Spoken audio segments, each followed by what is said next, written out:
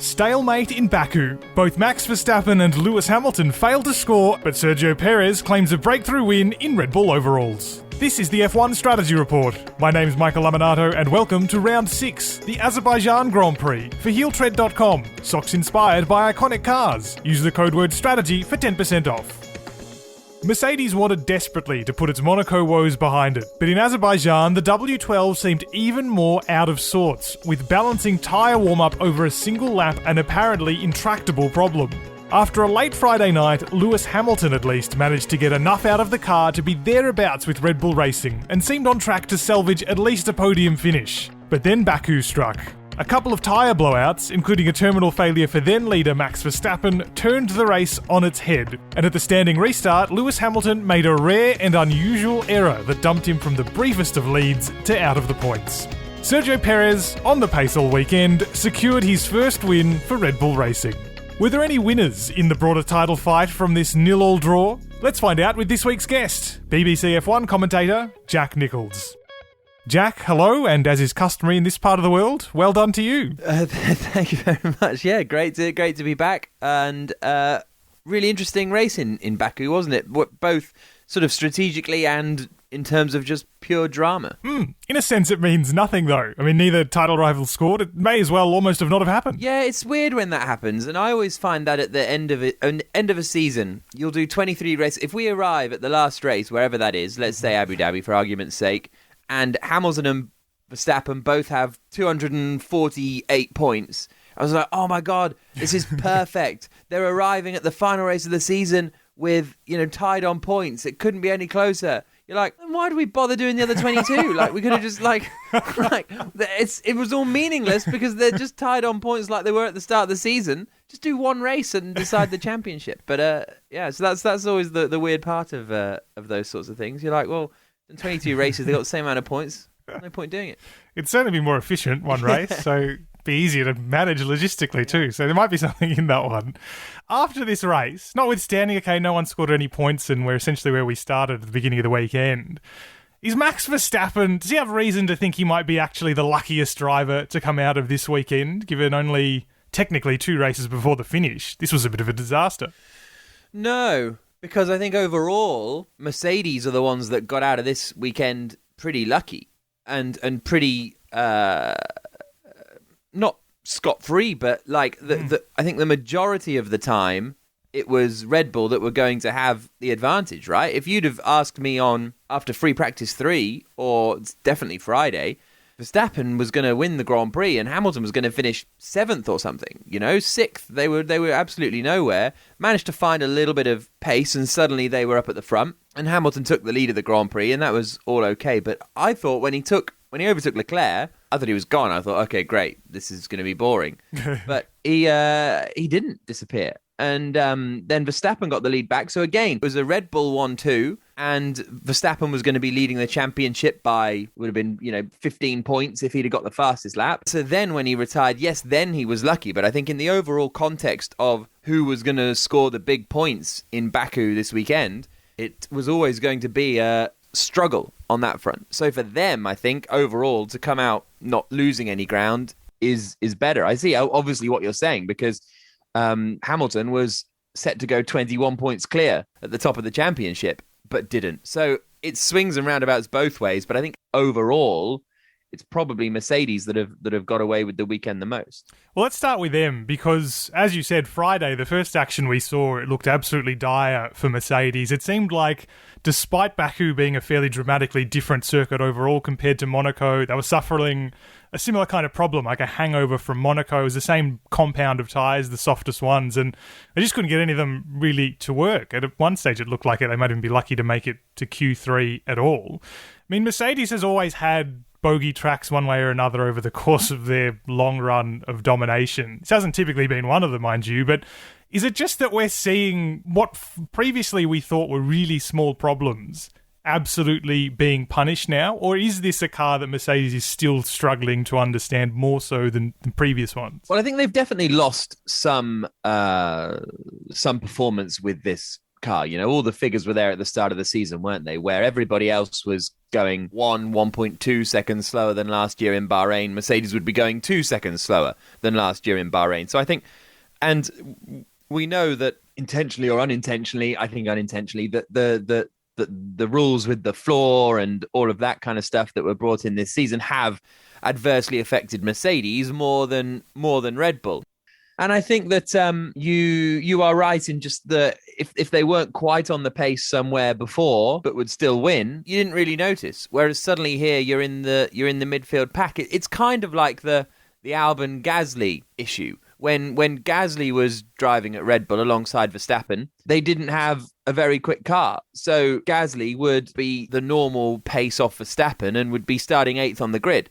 When Albon got there at the end of the year, the Red Bull, Verstappen could suddenly put it on pole, and suddenly that same gap would only put Albon 4th on the grid, and suddenly he looked a bit better than Gasly because everything would kind of shift forwards a little bit. And so it's that where Mercedes have shifted backwards. Now, having said that, I would have stuck by that for Monaco because, they were off the pace, but just behind Ferrari and Red Bull. Whereas here, they were fully bogged down in the midfield, and Bottas never got out of the midfield. So I think that it is certainly very specific getting the temperature into those front tyres. And I think, of course, last year they would have had the DAS system, which was, specifically focused on curing this exact problem. Getting temperature into the front tyres was literally the purpose of DAS. So obviously to lose that.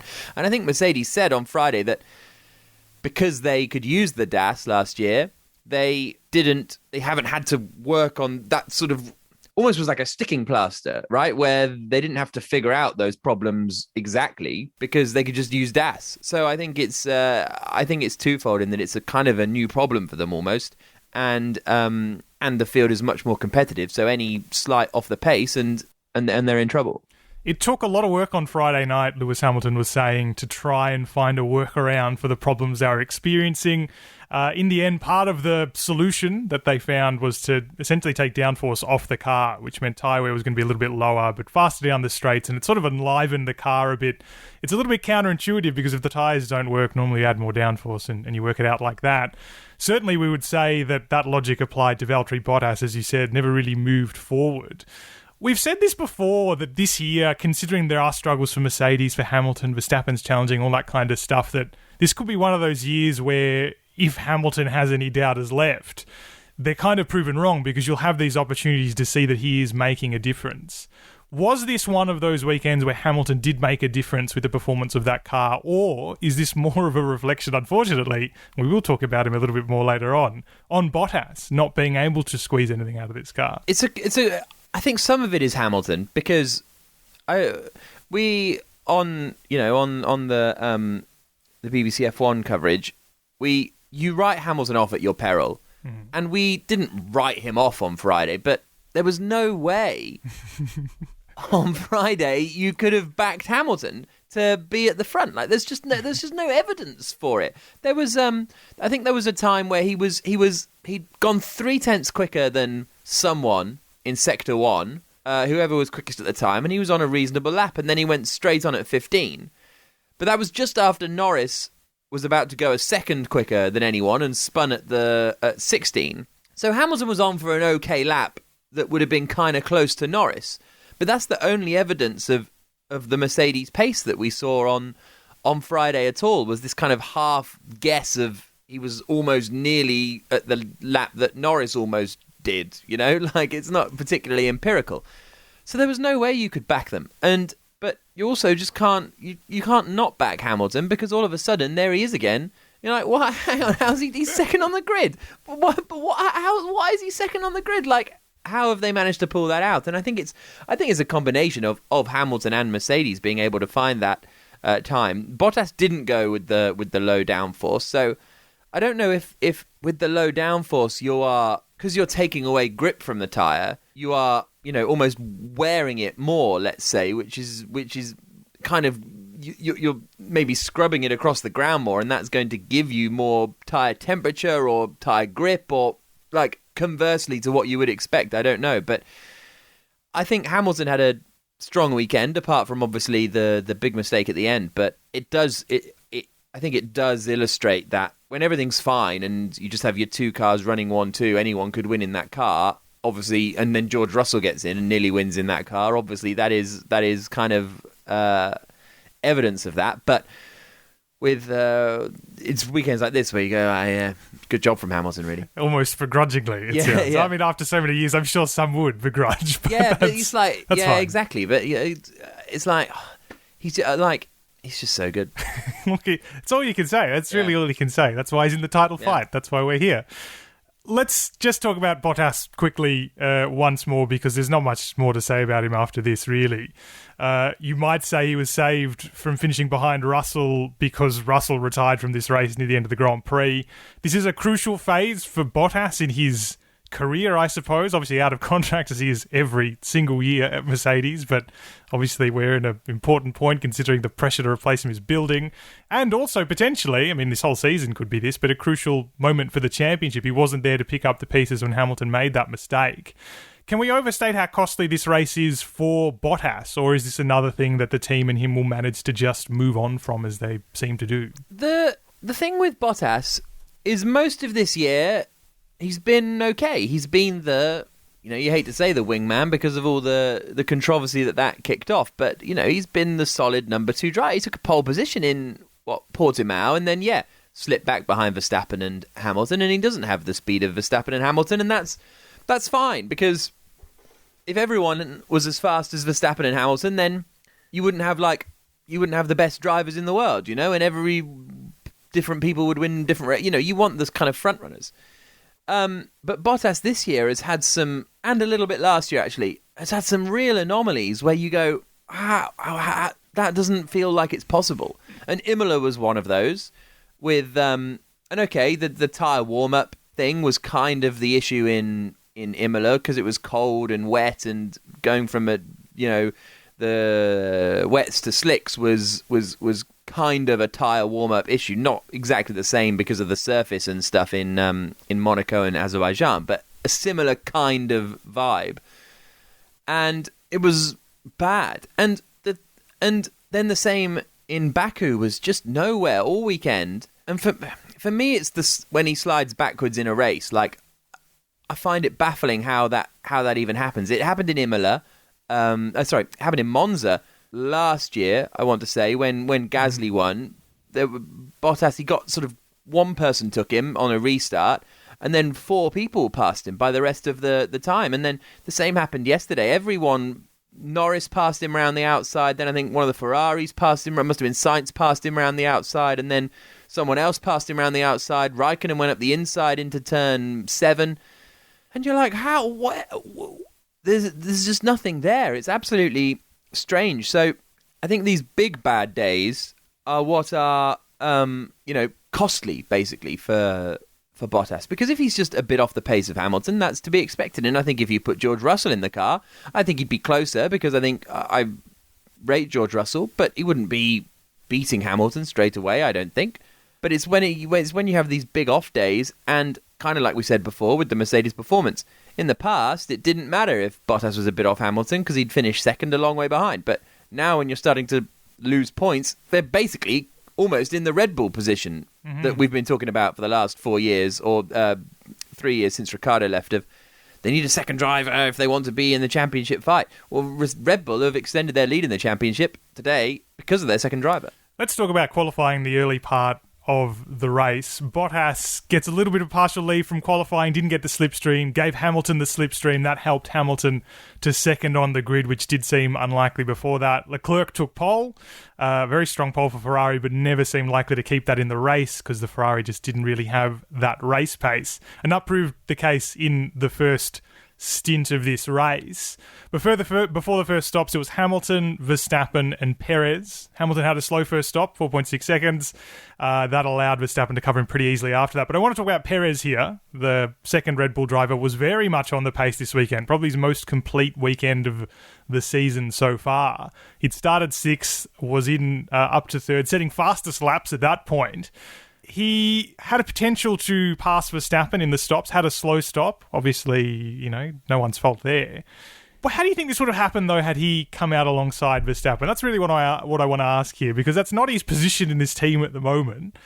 It's obviously not their fault the stop was slow. No one's saying that. But I think there's potential for a lot of intrigue in this race here. Yeah, I honestly have no idea what would have happened, because there's part of me that thinks that Perez is just that he gets it. You know, he's fairly old now. I mean, he's not old, obviously, but you know, but he's, you know, an eyes open kind of guy. Does he think he's moving to Red Bull and has a chance to win the championship? I don't know. I honestly don't know. And obviously he'll say he does and all of that, but maybe he just gets it. And he knew if he ever came out in front of us. And at this early stage in the season, if Hamilton was third or something, then maybe the Red Bulls don't swap it at this point. If Verstappen's still going to extend his advantage over Hamilton, then I would say they don't swap it. I don't think that Red Bull would do that. You know, Schumacher Barrichello 2002, Hamilton Bottas in Sochi in 2013,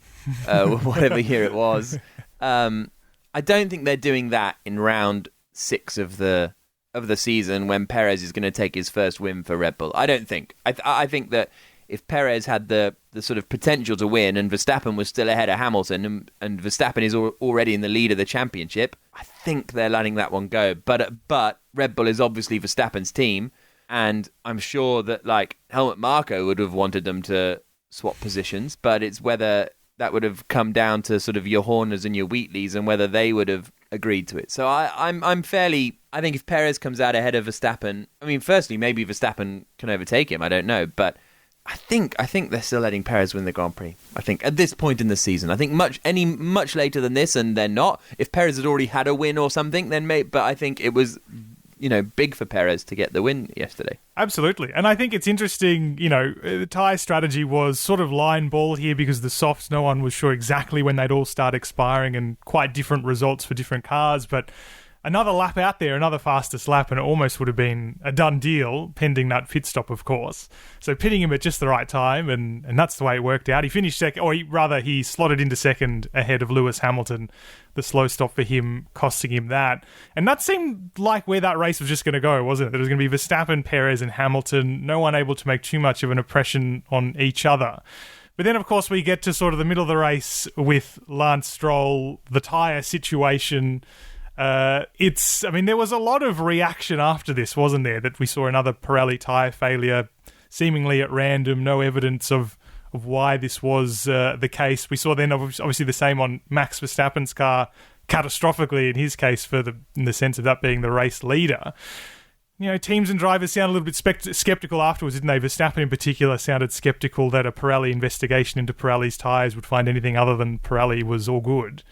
It's a bit of an invidious position for them, isn't it? I mean, Pirelli has a kind of rough position in Formula One. What's your take on how this is going to, I suppose, filter out over the next couple of weeks? People seem very ready to beat up on Pirelli, don't they? I think it'll get forgotten by the time we're in Paul Ricard. There'll be a few whispers about it, a few, you know, chats about it, and some people will say some things, but I don't think much will change, really. And I think, because you can't, you know, if Pirelli say it was damage to the tyre, and I think there's been some sort of evidence of the cut that was on Hamilton's tyre, then what can you do? Like, what? And it's the strange thing. So the curious part is that it was both rear left tyres on both Stroll and Verstappen.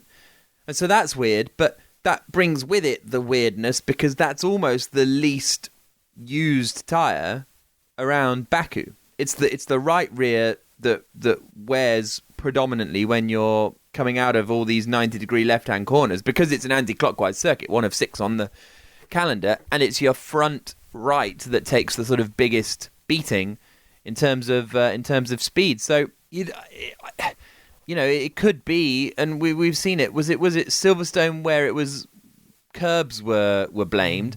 And to me, if you are, you know, if most of the corners are left-handers and you're sort of bouncing over the curbs with your left rear, is that where cuts are going to come from? Look, I don't know, but I guess my point is it was strange that they were both rear left failures because that creates a level of coincidence. If one had a rear left failure and the other had a front right failure, no one would have really said anything, I don't think.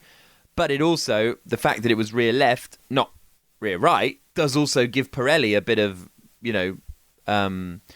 excuse or reasoning or whatever. So nothing will happen after this, because Pirelli will say they were cuts. Everyone will be like, well, some will be, we don't believe you, but what can we do? And everyone will carry on. It's a real storm in a teacup kind of thing that we always get when the Pirelli tyres fail. Everyone goes, oh, the tyres fail, oh well.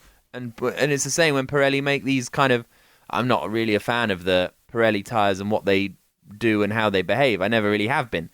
And you'll get races where everyone goes, oh, this is rubbish. Pirelli tyres are rubbish. You can't, the reason that you can't follow in F1 is obviously dirty air, but also related to the tyres, and you can't push on the tyres for too long. And that's why when Verstappen in Bahrain at the start of the year, when Verstappen had his one shot really of overtaking Hamilton, because after that his tyres were gone, I find that a bit boring, to be honest. And people say that, and then everyone forgets again. So everyone will just forget again, basically. And then when there's a tyre failure, at the end of this year or Silverstone, everyone will go, oh, do you remember Baku? Yeah. Oh, yeah. So, yeah, there was Baku, there was Silverstone last year. This has happened before. Oh, yeah. And then everyone will forget again. Maybe I'm being cynical. Yeah, well, no, and I was only reminded today, there wasn't it in Imola at the end of last year, there was one? I forgot about it. Yeah, probably, because... See, it seems like maybe you did as well, yeah.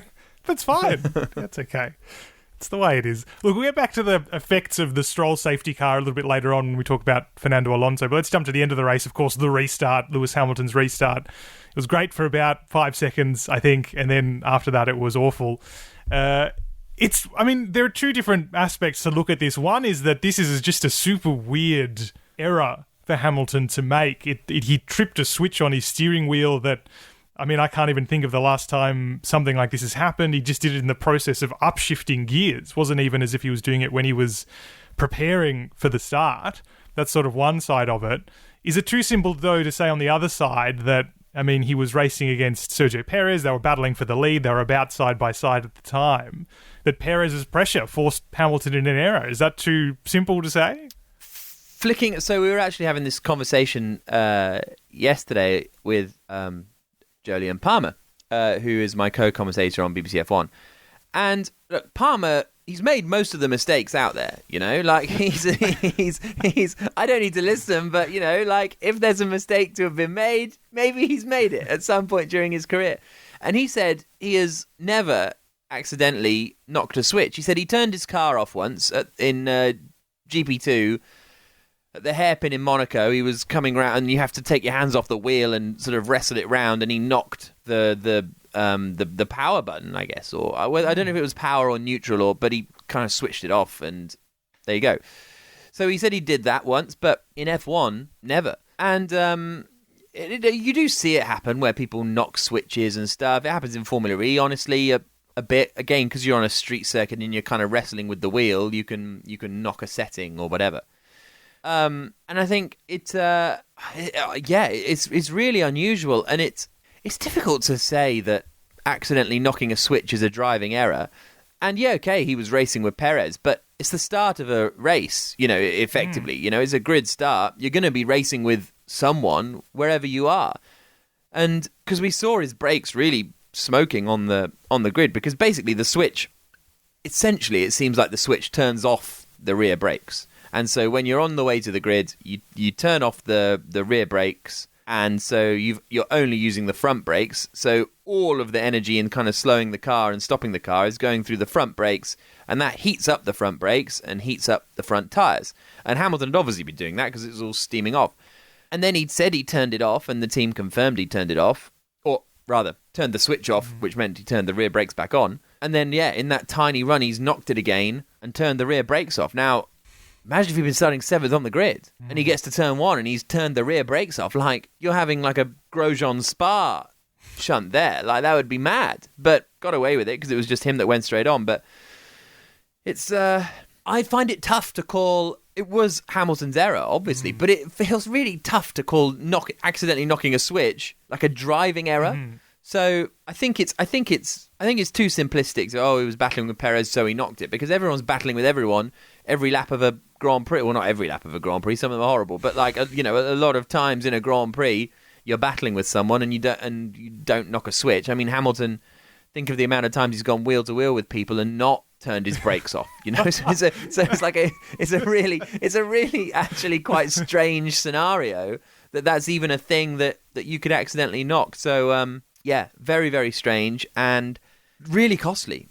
Ultimately, really costly error from Hamilton, even though it's a really weird error and not actually a driving error. It's really, I mean, just putting the question, when was the last time you accidentally switched off your brakes is an incredible proposition in Formula One, but I guess I've never seen it happen. Like, no. I can't, and I think, I'm just trying to think of any time anyone accidentally knocked a switch in F1, and I just can't. I mean, obviously, maybe it happens in practice all the time, and they accidentally hit the wrong engine mode, and you never know about it. But yeah, accidentally knocking your brakes off is not a good one. No, and to think that it's happened, of all the races he's ever done, now it's not as if he's a rookie or something like that. He knows where the switches are. It just seems super random. So, yeah. I mean, I look forward to finding out however that happened. Maybe someone can make a 3D model or something and help explain it a little bit better. Yeah. Perez won this race, obviously. After that, I want to say he had a pretty easy cruise, but apparently his car was leaking hydraulic fluid. He almost didn't make it to the finish, parked immediately after taking the checkered flag. So it was a very Baku kind of finish, I suppose.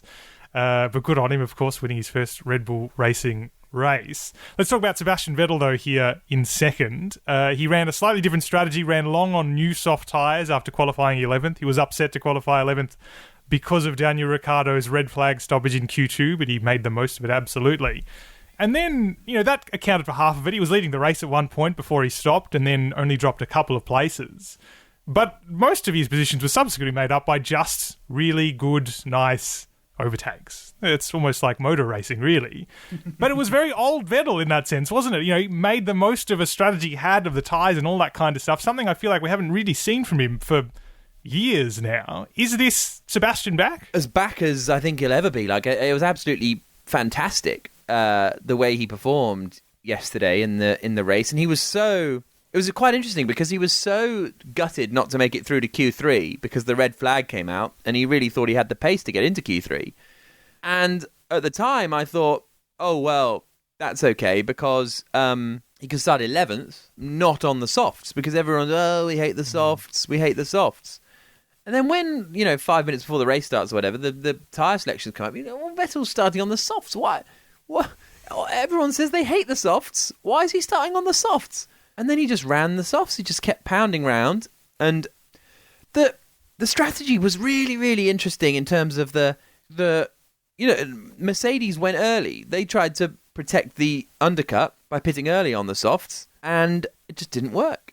You stayed out longer, you got more track position. It worked with a couple of drivers on the grid, including predominantly Vettel, but also the two Red Bulls. And it's kind of what happened in Monaco as well. Mercedes went early, they were the first to blink, and they didn't gain any progress. They lost out to, they stayed behind Gasly and lost out to Sebastian Vettel, who stayed out longer and extended his stint and overcut them. Now, I'll give... because Charles Leclerc was the first to pit, wasn't he, for Ferrari? And again, he got overcut. Now, Ferrari were really struggling with their rear tyres and graining and stuff. So maybe I'll let them off because maybe they couldn't have gone any longer. But like Hamilton's pace was fine at the time. So it was just a really sort of defensive move almost from Mercedes that cost them two positions. Okay, let's say, and we say that he lost out to Perez because of that 2 seconds waiting for Gasly to come through the pits. But as we were saying, Perez, if he hadn't lost time, would have come out with Verstappen. So actually, they lost both the places in the pits. So it's almost like the reverse of... In Spain, Red Bull couldn't have done anything to stop Mercedes winning that one. Like, Hamilton was going to overtake him on track, or they would do him with strategy. Like, it was just that Mercedes had the quicker car. Like, it was fine.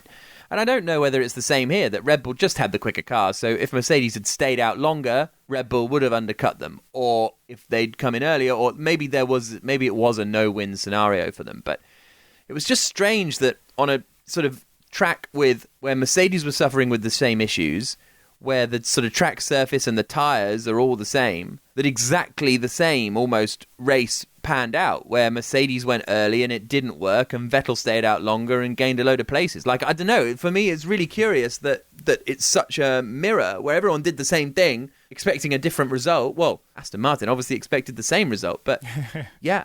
And Vettel made a great restart as well, didn't he? When he got up past Charles Leclerc and made some good passes, and it was really, really nice to see Vettel coming back, because we've given him enough stick on the BBC over the last few years with all the mistakes and the spins, and then the pace deficit to Leclerc last year was really painful to watch, because I think everybody he might be the most universally liked driver in Formula One, I would say, Sebastian Vettel, because obviously some people like Hamilton, some people don't like Hamilton, some people like Verstappen, some people don't like Verstappen, but Vettel, he's just great, isn't he? And so it was really sad to see him not being a good racing driver. And then last 2 races, super duper. And hopefully it'll continue, because I think, like you say, he is popular, and also it's just good to see that team being competitive. I mean, the more competitive teams we have, the better, really. Yeah. But not too much to say about Pierre Gasly, because he was thereabouts the whole weekend, really, and just drove a clean race and was rewarded for it with a podium. So that's terrific for him. But I do want to talk about Alonso before we wrap this up, because he spent most of the race, I would never have thought we'd be talking about him for most of the race, outside the points, because Alpine just isn't really on it at the moment, not on it with this track anyway. But he was one of the few drivers to stop during that safety car for Lance Stroll's crash. And he stopped despite the fact that by the time the pit lane opened, he was losing heaps of positions. He dropped to 14th as a result of that, although he was already out of the points. But it did mean that his restart was great. It wasn't only the tyres, he also just had a great restart, but it was a contributing factor. And then also really well judged, like Vettel did, the red flag restart. This is kind of a sign, I guess, that Alonso's still got that racecraft, right? Like, he's back on it. There's a car disparity there. Maybe fitness is probably exaggerating here, but just being still slightly out of practice in Formula One, perhaps. But I thought it was interesting that he was one of the few drivers to actually take a risk behind the safety car. There are only a couple of others that weren't Haas, only a couple of other teams who could have scored points out of it. It's weird because Baku's still kind of new. It does have these wacky races. You're surprised that so many drivers at this race did essentially the same thing. No one really tried anything different. And kind of like you say, after Monaco, you'd think someone would have gone a different way. Yeah, I think the biggest issue with the Stroll safety car was where Stroll crashed, because they closed the pit lane, and if you don't pit, before you've caught the safety car, then if you pit once you've caught the safety car, so after the pit lane opened, 5 laps later or something, you're guaranteed to go to the back. So whereas if you were the Red Bulls, if the Red Bulls hadn't have pitted behind the safety car, if the pit lane was open, then Hamilton definitely would have and possibly won the Grand Prix. But because you couldn't pit without losing track position, you needed to have no track position in order to pit, and that's what Alonso was able to do. If you're outside of the points, pit anyway. I think if you were being really racy, you would have pitted Bottas, but because what was he, 9th, I think, when the safety car came out, something like that.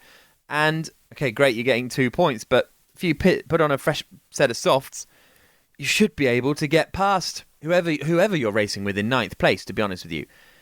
But are you, if it's Bottas on a high downforce setting? Then I think that's the thing, is that realistically, probably not. If that's Hamilton with his low downforce and for whatever reason he's ended up in 9th, you pit him like in Imola, and he had quite a long period of time in Imola to make his way through the field, didn't he? In the second half of the race, and got back up to 2nd. So I think that's the if the Stroll crash had happened anywhere else, I think we would have seen a lot more tyre gambles. But kind of like I was alluding to, everybody just decided they needed to get off the softs as soon as possible, so everybody did that as early as possible, and then you're locked in for the rest of the race. What we don't know is whether anyone was planning a 2-stop strategy and going back onto the softs at the end, like if had the Stroll safety car not happened, but it didn't look like anyone was particularly going that way. Jack, before I let you go, of course, this episode of the Strategy Report is powered by Heel Tread, socks inspired by iconic cars, and you can go to heeltread.com for a 10% discount using the code word strategy. But for you, for appearing on the show, you get a pair for free. You just have to tell me what you've chosen and why. This was actually a really difficult one, because there's a lot of cool ones on there. I thought about going for the Tyrrell, and then there was the cool Ferrari ones from the 70s. I really like the BAR where one is one and the other is the other, the Zip livery one. That was really cool. But I don't know, I think most people would just then think I was wearing odd socks, and that's not really a conversation. I wear odd socks too often anyway, and that really wasn't a conversation I wanted to have. So I had no choice really but the FW16 socks. Not necessarily for the FW16, but mainly for the FW18, which is obviously the same kind of Rothmans livery. Because that was the year I first started watching Formula One in 1996 and watching Damon Hill and stuff. And then the first Grand Prix I went to was 1997 when I was 7. And Jacques Villeneuve won that race again in the similar livery. So there you go. That's the reason. Good choice. And don't forget, if you want another pair, 10% off using the code word strategy at heeltread.com. You can get yourself any number of socks inspired by iconic cars. That was the Azerbaijan Grand Prix, as it happened. An interesting race, even if in the sense of the title fight, everything is as it was before we arrived. It was a pleasure to talk about it with you, Jack. So well done, Baku. And Jack, well done to you. You're welcome. Great to be here. You could almost argue the Azerbaijan Grand Prix may as well not have happened in the context of the main title fight, but it will be fascinating to see what kind of effect this bump in confidence will have on Sergio Perez and his form for the rest of the year, and what that means for his support for Verstappen's title push. Thanks very much to Jack Nichols from the BBC for joining me. The Strategy Report is supported by HeelTread, socks inspired by iconic cars. Go to heeltread.com and use the code word strategy for a 10% discount. Make sure you never miss an episode of the F1 Strategy Report by subscribing with Google, Apple, Spotify, or your favourite podcast app. And if you like the show, please leave us a rating and a review to help spread the word. You can also find us on social media. The Strategy Report is a Beer Mogul podcast. Special thanks to Ben Loke from Bloke Designs for the show artwork, and our theme music is by Simon Hosford. My name's Michael Laminato, and I'll be back next week to preview the French Grand Prix.